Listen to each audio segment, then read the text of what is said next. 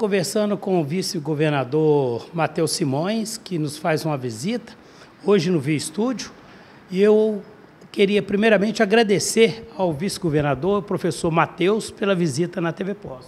É uma alegria, viu? Estar em Poços de Caldas é sempre uma alegria, viu, Deus? Mas estar aqui com vocês, falei que a cidade hoje, eu vim preparado para passar frio, mas está um sol bonito, um tempo bom, e Poços, como referência no sul de Minas, precisa sempre ser cuidada por nós, então o Estado está sempre aqui. Poços de Caldas tem um chamado turístico muito grande, exatamente por causa do seu clima, pela sua temperatura, aliás, esse clima europeu, né, professor? É isso, eu vinha com o meu chefe de gabinete e falou, engraçado, a gente anda na cidade, a cidade é toda classuda, né? Eu gostei da expressão dele, mas o casario é bonito, a vegetação é bonita, essa ideia de que nós estamos numa cidade que merece sempre ser visitada, né? Eu fico muito orgulhoso da gente ter uma joia como essa em Minas Gerais, e aí você pode pensar, falar, mas é só turismo, e não é, né? Eu sempre falo para as pessoas, têm que conhecer Poços de Caldas, porque se a gente pensar na força industrial da cidade, ainda assim ser a cidade que tem o maior número de leitos de hospedagem no Estado, com a maior ocupação média do Estado inteiro, é motivo de muito orgulho e é realização da população, né? Realização do povo de Poços de Caldas, porque Poços de Caldas não tem uma grande estatal, uma mineradora, não tem nada aqui que tenha trazido riqueza e desenvolvimento para cá. A riqueza e o desenvolvimento foi construída aqui mesmo. Eu acho isso muito, muito bacana, acaba servindo de exemplo para o Estado inteiro. O senhor me permite só intercalar essa posição do senhor, que eu respeito perfeitamente, mas a Poços de Caldas ficou muito tempo assim numa definição de qual seria sua característica. Mas hoje Poços se encontra no momento de desenvolvimento, temos grandes multinacionais assim como Alcoa, Ferrero Rocher, Danone, ThyssenKrupp. Então, quer dizer, Poços de Caldas hoje é uma mescla de um pouquinho de cada coisa, lógico que ela nasceu das águas termais e o carro-chefe é o turismo. Mas é isso que eu acho muito curioso, porque quem não conhece Poços de Caldas e está fora daqui, tem a impressão de que a cidade é uma cidade turística exclusivamente. Ela é uma cidade turística, mas ela é muito mais do que isso. Não é? Assim, é das cidades mais industrializadas do Estado, não é? Com empresas muito importantes.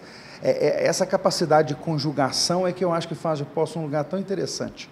Bom, vamos falar um pouquinho de relacionamento, de política e de governo. Eu sei que o senhor foi eleito como vereador em 2016, mas assim, assumiu a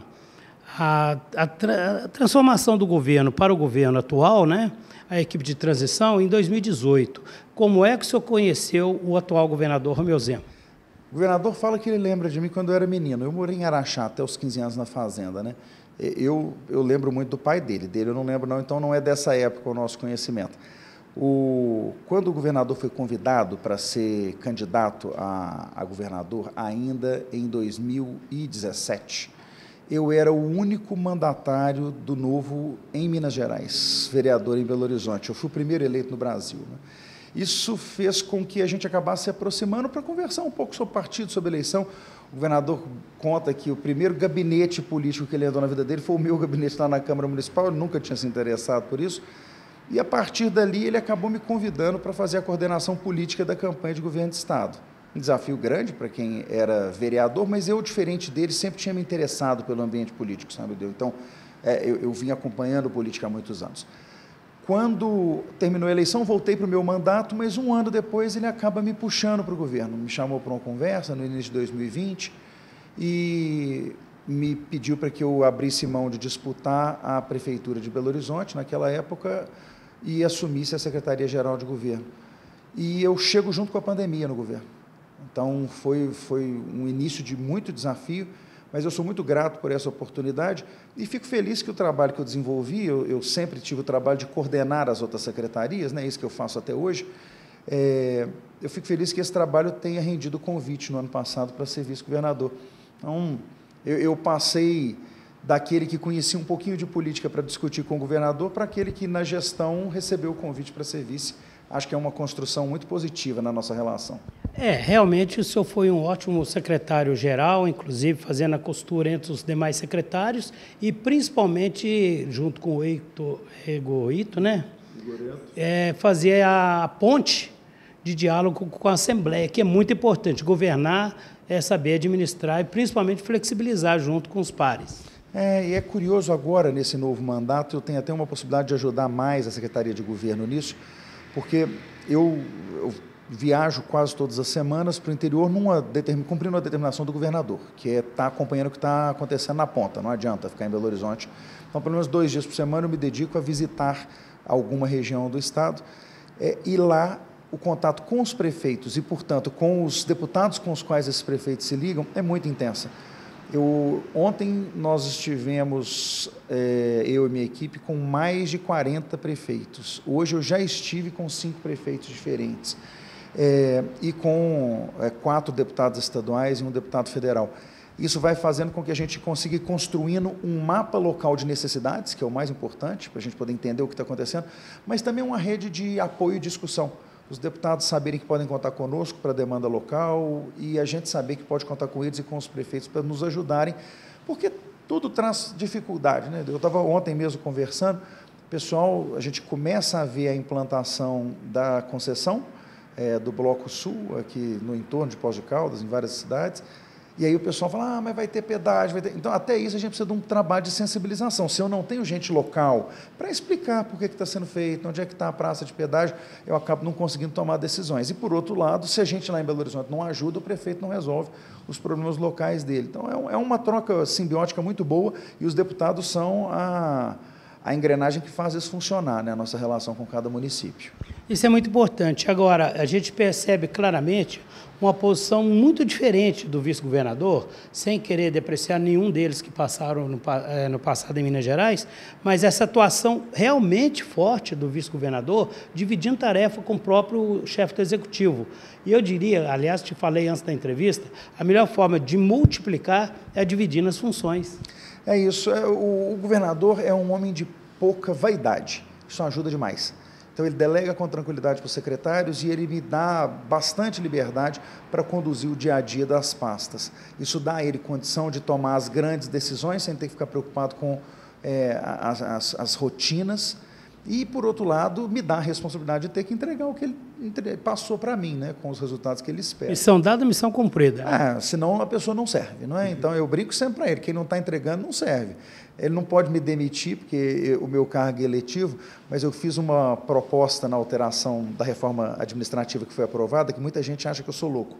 Eu eliminei o gabinete do vice-governador e deixei tudo no gabinete do governador, porque o que eu tenho dito é, eu sirvo enquanto eu estiver servindo para ele. Se eu não estiver servindo para ele mais, é melhor que eu não tenha estrutura nenhuma, deixe ele trabalhar. E, por enquanto, está funcionando bem. E o senhor, como professor, foi professor durante 19 anos, eu sei que você tem orgulho disso e até gosta de ser chamado professor Matheus. Eu entendo que essa complementação administrativa é muito importante nesse momento político que nós vivemos, principalmente de achar um governo técnico. Hoje eu entendo que o governo Zema é um governo técnico.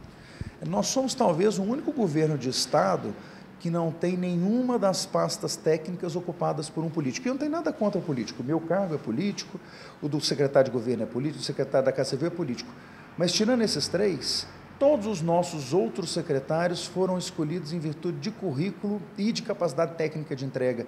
Isso dá para a gente uma tranquilidade. Eu dizia hoje cedo, lá em Andradas, se nós tivéssemos uma situação econômica um pouco melhor, Minas estava começando a dar trabalho para São Paulo, porque nós temos uma equipe muito boa.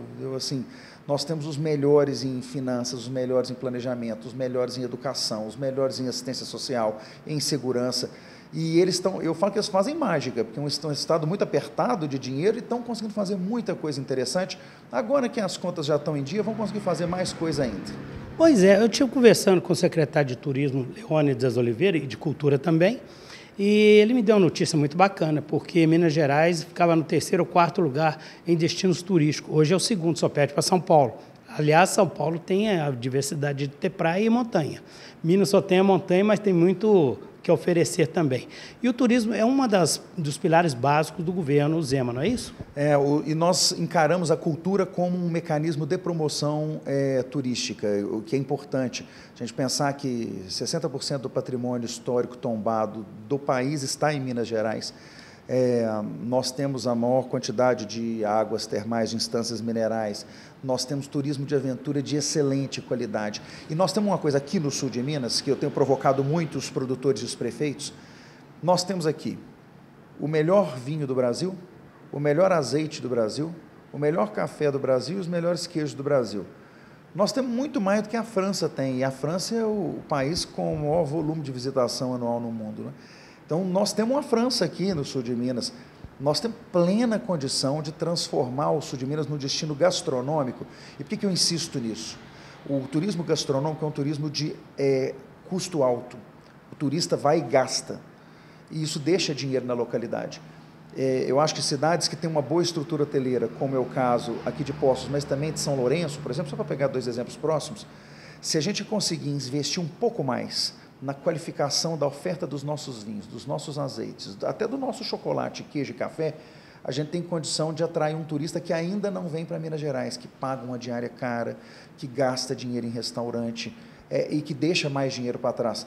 Um prefeito brincou comigo esses dias que o turista é o melhor tipo de cliente, porque ele vem, deixa o dinheiro e não precisa tomar vacina no posto de saúde, não precisa matricular o menino dele na escola, e é isso mesmo, né? Então a gente tem que aproveitar. Minas Gerais tem muito potencial turístico para ser desenvolvido, e o sul de Minas mais ainda, porque eu brinco que os vizinhos são ricos, então eles podem gastar dinheiro aqui do lado de cada divisa. Minas Gerais pode não ter o melhor renda per capita do país, mas tem o melhor povo. Exatamente. Isso é importante. Agora, vamos mudar um pouquinho o tema, sair do turismo e entrar para minerações. Aqueles problemas que nós tivemos com mineradoras em Minas Gerais serviu para alertar e achar caminhos e soluções, assim como a Boston Metal, que foi uma solução brilhante do governo de Minas, que, logicamente, passou pelas suas mãos a análise dessa parceria com a Boston Metal, que vai reprocessar todo o rejeito das mineradoras. E nós temos como a da Boston Metals, né, que vai construir ligas metálicas, né, desenvolver ligas metálicas a partir de rejeito de minério, nós temos uma série de outras iniciativas de mineração, como mineração a seco, que agora é a regra no estado. Prensa seco, né? Como mineração de minérios especiais, como é o caso do lítio no Vale do Jequitinhonha, de terras raras para a construção de imãs. Minas Gerais não chama Minas Gerais à toa, né, gente? Nós somos um estado de uma riqueza minerária absoluta, e nós temos que superar o momento da vergonha da nossa mineração. A gente não pode ter vergonha da nossa mineração, nós temos que ter responsabilidade para minerar. E tem solução tecnológica para tudo que a gente precisa continuar fazendo em Minas Gerais. O estado é muito rico para abrir mão disso, e os desastres de Mariana e Brumadinho devem gerar não só a responsabilidade dos culpados. Brumadinho está resolvido, Mariana nós estamos renegociando, mas eles têm que trazer, junto com essa responsabilidade, também a nossa convicção de que é possível minerar de forma responsável ambientalmente e socialmente. E a grande vantagem da mineração hoje, porque na época que existia a colônia, que nós éramos colonos portugueses, né, ainda tinha que pagar o quito, hoje não tem mais. Então, quer dizer, toda a mineração, todo recurso gerado em Minas através da mineração vai para o próprio cofre do governo estadual. E se a gente conseguir avançar na direção de processamento do minério, isso vai ainda melhorar, porque hoje a maior parte da nossa atividade minerária é de exportação. Se a gente desenvolver um pouco mais a nossa atividade siderúrgica e a nossa atividade metalúrgica, e especialmente nos minérios especiais, isso acaba gerando mais emprego com um valor de salário mais alto, e ICMS, que a mineração de exportação não gera, para que a gente possa investir em infraestrutura. Então, estou muito animado de ver alguns projetos de transformação de parque de exportação de Minas Gerais em parque de produtos semi-acabados. Nós estamos num momento muito positivo na história do estado. Perfeitamente. Professor, foi um prazer recebê-lo aqui na TV Poços, é um prazer recebê-lo aqui em Poços de Caldas e no sul de Minas. Esteja sempre em casa, que o povo é muito acolhedor, e da nossa parte nós ficamos muito felizes com a sua visita. É uma alegria para mim. Eu tenho repetido nesses 2 dias de visitas que o sul de Minas é um farol para o resto do estado em termos de como um povo consegue construir o seu próprio sucesso, que a gente continue caminhando assim. O que nós esperamos é exatamente uma continuidade de uma coisa que deu certo, né, para que possa ter realmente um retorno para todos os mineiros. Aliás, Minas são muitas, né? São muitas, e a gente tem que cuidar de cada uma delas. Podem contar com o governo do estado. Ficamos aqui nessa semana no programa Via Estúdio com o professor Matheus Simões, vice-governador do estado de Minas Gerais. Até a próxima.